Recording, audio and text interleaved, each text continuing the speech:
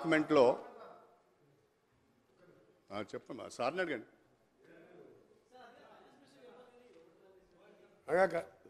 ఒకరి పెద్దలు గౌరవనీయులు శ్రీహరి గారు గతంలో టీఆర్ఎస్ పార్టీలో ఉండి వాళ్ళకి మేనిఫెస్టో పెట్టి పక్కకు పెట్టడం మోసం చేయడం అలవాటు కాబట్టి మేము కూడా అట్లా చేస్తాం అనుకుంటున్నాం. మీరు ప్రతి దాన్ని అడగలేదు అధ్యక్ష.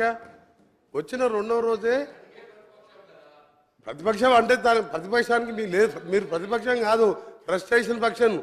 అధికారం పోయింది, ఏం చేయాలి? ఆయన అంటున్నాడు మా రేవంత్ రెడ్డి గారు కాదు, మన హరీష్ రావు గారు అంటున్నారు నేనే సీఎం అయితే అని. అంటే కొంచెం ప్రాబ్లం వచ్చింది అంతే వీళ్ళకి. దానికి మనం ఏం చేయలేరు, ఇక దాన్ని ఎవరేం చేయలేరు. ఇక దేవుడు కూడా కాపాడలేడు. ఒక్క నిమిషం సార్, దేవుడు కూడా కాపాడలేడు వీళ్ళని, దేవుడు కూడా కాపాడలేడు. రాక రాక నలవటకు వచ్చింది అధ్యక్ష. మన వర్షాలు లేక ఇబ్బంది పడుతున్నాం, మంచినీళ్ళు లేవు. జగన్మోహన్ రెడ్డి బిర్యానీ తినిపించిండు, రాసిచ్చిండు. వస్తా అధ్యక్ష, వస్తా వీళ్ళు ఎమ్మెల్యే అధ్యక్ష. ఎంత ఐరన్ లేక అంటే వీళ్ళ పార్టీ వస్తా పాప 38 ఏళ్ళ ఓంకువాడు సార్. ఇద్దరు చిన్నపిల్లలు మస్తెక్కి హైదరాబాద్కి కార్లలో దోసుకున్న సొమ్ముతో ర్యాలీ తీసుకొని హైదరాబాద్కి వచ్చి ఆ ఎమ్మెల్యే ఆగో చెప్తా మీ చరిత్ర సార్.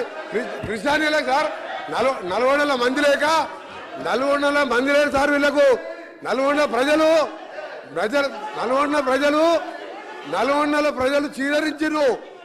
నల్గొండ ప్రజలు టీఆర్ఎస్ బహిష్కరించారు. హైదరాబాద్కి వెళ్ళి రౌడీల కార్లు వేస్తే సార్ ఆ ఓంకువాడు చనిపోతుంది సార్. ఓంకువాడు చనిపోయింది సార్. ఇద్దరు చిన్నపిల్లలు మొన్న నేను లేకుంటే ఓంకువాడు చనిపోతే కనీసం మా జిల్లా ఉన్న ఏకైక ఎమ్మెల్యే గాని కేసీఆర్ గారి కేటీఆర్ గారి ఆ కుటుంబాన్ని ఆదుకుంటామని అంటలేరు సార్. ఎంత దరిద్ర రాక జిల్లాకు వచ్చి ఓ మనిషిని పొట్టలు పెట్టుకోరు. ఈయన మేనిఫెస్టో గురించి మాట్లాడుతున్నాడు సార్. ఒకటే చెప్తుంది సార్, ఈయన మేనిఫెస్టో 2001లో పార్టీ పెట్టింది సార్. నీ దుకాణం మంది మంత్రి గారు దుకాణం మంది సార్. ఒకటి సార్ అసలు బయటకు వస్తున్నా సార్. అసలు బయటకు వస్తున్నా. అరే మీ చరిత్ర చెప్తా సార్. 2001లో సార్ కేసీఆర్ గారు పార్టీ పెట్టిండు సార్. పార్టీ పెట్టినప్పుడు ఏం చెప్పిండు సార్? ఈ రాష్ట్రానికి మొదటి ముఖ్యమంత్రి దళితుడే. కేసీఆర్ మాట అంటే మాటే, ఆ మాటకి కాకుండా నా తల తీసుకుంటా అన్నాడు. తల ఉందా సార్ కేసీఆర్ది?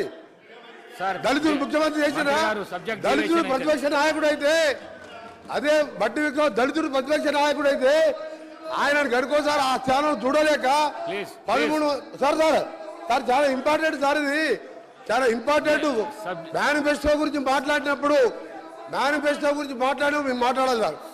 దళితుడు ప్రతిపక్ష నాయకుడు అయితే ఓర్వలేక 13 మంది ఎమ్మెల్యేని అంగట్లో పశువులను కొన్నట్టు కొని మా దళిత ప్రతిపక్ష నాయకులు కాకుండా ఈ రోజు మేనిఫెస్టో గురించి మాట్లాడతా గడియన్ గారు. మేనిఫెస్టో టీఆర్ఎస్ పార్టీ నీ అబద్ధాల పార్టీ. మాకు చెప్పిన మేనిఫెస్టో 2 రోజులలో 2 అమలు చేసినాం, ఇంకా చేస్తాం. చెప్పని కూడా చేస్తాం. మీ దుకాణం బంద్ చేస్తాం. మీరు అనవసరంగా లేకపోతే మాట్లాడుతున్నారు.